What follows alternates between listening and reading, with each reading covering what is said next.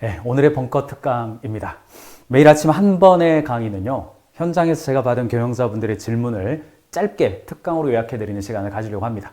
오늘 주제는요, 변화에 저항하는 중간 관리자의 문제입니다.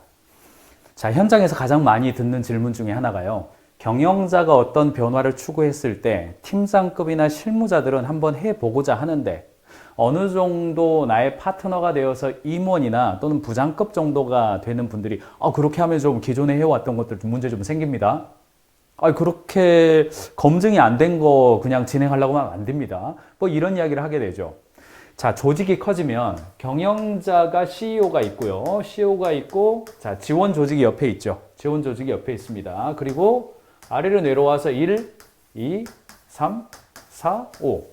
각 부서들이 있습니다. 그러면 자, 경영자가 있고 영업부, 생산부, 물류부, 기획부, 디자인부 나름대로의 책임을 가지고 지휘 명령 체계를 따르게 되어 있습니다. 이것은 효율성 관점에서 오랫동안 우리 인류가 만들어낸 조직화의 그림이에요. 그런데 문제는 뭐냐면 자, 1, 2, 3, 4, 5팀이 있는데 만약에 1팀의 팀장이 리더의 지휘를 잊어버렸습니다. 그래서 전달을 안 했어요. 그러면 1팀 구성원들은 전체 리더가 이끌고자 하는 방향으로 못 가게 되는 거죠. 2, 3, 4, 5팀 마찬가지입니다. 그래서 조직에서는 구성원 한 명 한 명이 다 병목이다 이런 이야기를 하게 되는 거예요.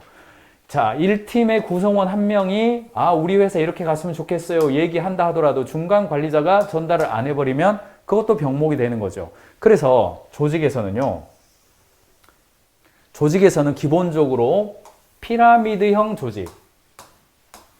자, CEO가 있고요. CEO가 있고, 임원 그룹이 있고, 팀장 그룹이 있고요.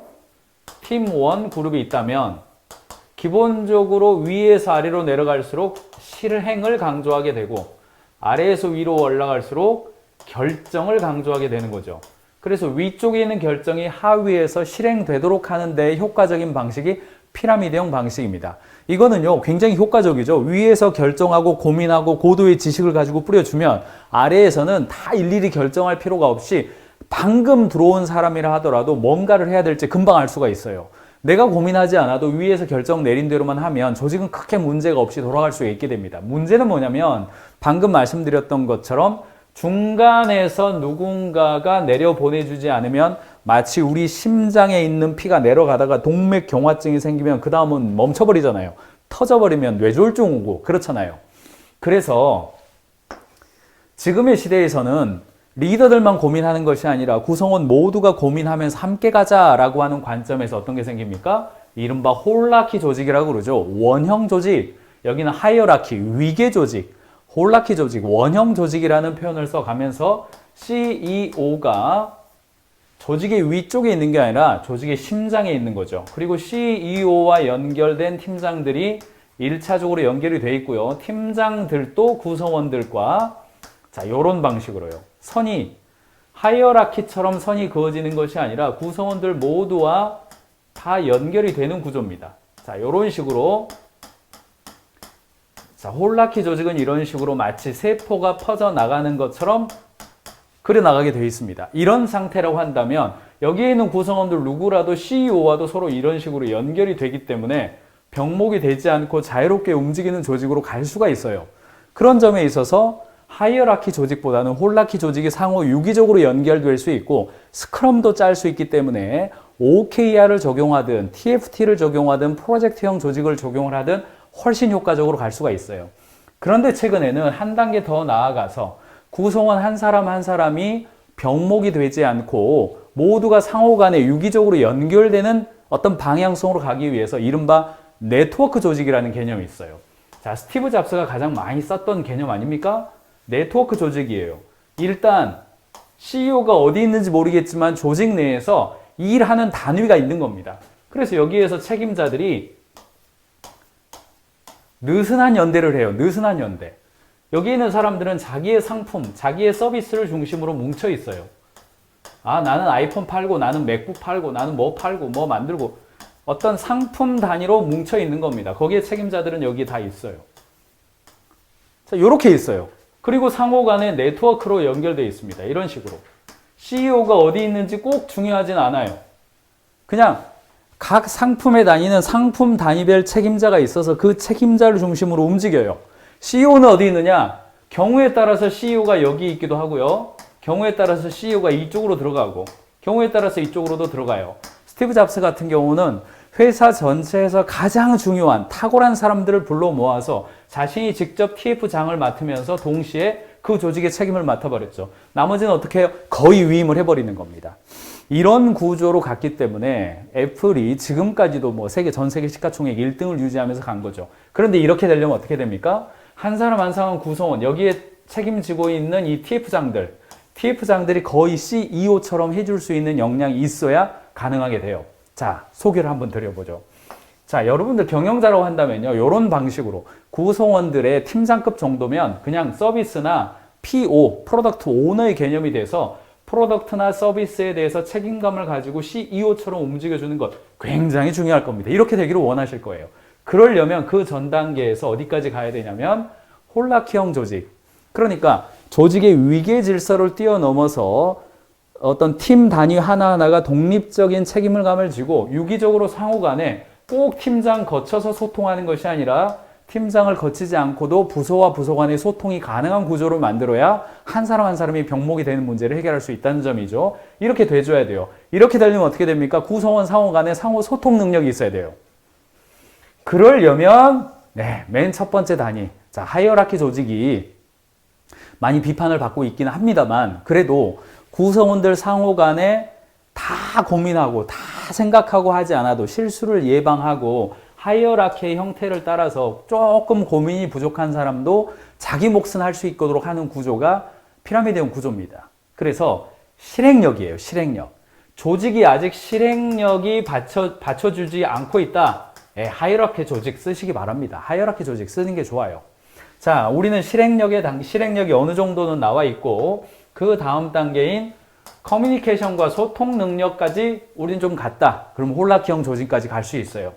마지막으로 우리 조직은 더 발달을 해서 우리는 책임감 조직, 책임력, 표현이 좀 이상합니다만 책임력을 상호 간에 믿고 위임할 수 있는 단계까지 갔다. 그러면 네트워크형 조직까지 갈 수가 있게 되는 겁니다.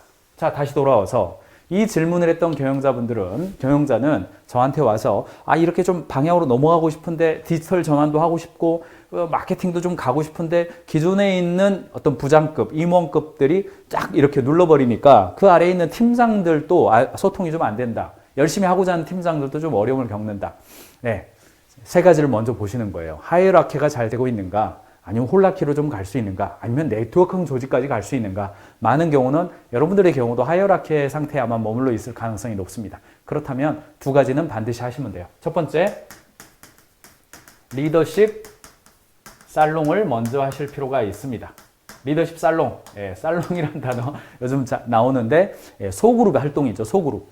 먼저 하셔야 될 것은 조직이 하이어라키가 있다면 요 상층부에 있는 리더급들과 살롱을 하셔야 돼요. 이렇게 소그룹을 만나서 비정형화된 형태로 해서 임원들과 먼저 정기적으로 만나서 우리 회사에 가는 방향은 이렇게 되고 앞으로는 난 이렇게 방향으로 가고 싶고 김상무님은 어떻게 생각합니까? 공장장님은 어떻게 생각하세요? 이런 소그룹의 경영진의 커뮤니케이션 먼저 하실 필요가 있어요.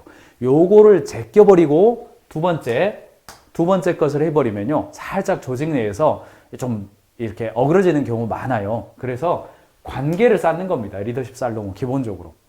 게다가 경영자는요, 대외 환경에 대한 책임을 지고 있기 때문에 계속해서 학습해요. 상대적으로 임원진들은 자기 일에 이렇게 몰입, 경우에 따라서 매몰되다 보면 대외적인 변화나 이런 것들보다는요, 내가 하는 일에 있어서 실수나 문제가 생기지 않기 위해서 몇 년간 달려오다 보니까 경영자가 가지고 있는 변화에 대한 민감성이 상당히 갭이 존재하는 경우가 많아요. 그렇기 때문에 그 갭을 해결하기 위한 살롱들 해줄 필요가 있습니다. 이거 좀 시간 걸리더라도 하실 필요가 있고, 두 번째, 이거 언제까지 기다리냐? 안 되는 경우도 있고 그래요. 그래서 뭐냐면 팀장급들을 위한 교육을 경영자가 직접 딱 끌고 가는 겁니다. 변화에 대한 추진력을 갖기 위해서 옛날에도 그렇잖아요. 고려시대도 산별초가 왜 생겼습니까? 고려시대에도 보면 호족 세력이 강하니까 왕이 왕권을 강화하기 위해서 근위병을 만드는 거잖아요. 언제나 왕은요, 왕이 직속해서 관리하는 군대를 두는 법입니다. 그래서 직접적으로 근위병을 만들어서 뭔가 긴급한 일이 생겼을 때 바로 투입할 수 있는 병사들을 직접 키우는 거거든요. 그게 뭐 정예병이다. 뭐 늘 이렇게 이야기 하잖아요. 그래서 팀장급들에 대해서 하이어라키가 있다면 리더급들에 대해서 살롱을 진행한다면 팀장급들을 모아서 직접적으로 경영자의 변화의 방향성에 직접 추진해 낼 수 있는 사람들을 가르쳐 주는 겁니다. 이것을 잔소리가 되지 않고 교육이 되게 하려면 간단한 커리큘럼을 만들어서요. 뭐 한 달에 한 번씩 또는 2주에 한 번씩 아침 9시부터 10시 딱 1시간 동안은 경영자와 만나서 10번 정도는 교육을 좀 하겠다. 변화 관리에 대한 교육, 리더십에 대한 교육, 우리가 가야 될 방향성에 대한 교육, 우리가 하고 있는 전문성에 대한 교육을 커리를 짜가지고 가는 거예요. 저도 직원들과 만났을 때요. 뭔가 이렇게 한 과장급 정도 승진한다. 그러면 한 10번 정도 짜가지고요. 직접 교육시키기도 하고, 혹은 뭐 1년 동안 우리는 이 주제로 간다. 뭐 방송국에 관련된 주제로 한다. 제가 직접 교육합니다. 교육하면서 저도 배우기도 하고 그렇죠. 그런 관점에서 두 가지를 병행하는 것. 그러면서 변화의 속도를 늦추지 않는 것. 이것이 경영자들이 달려가야 될 방향입니다.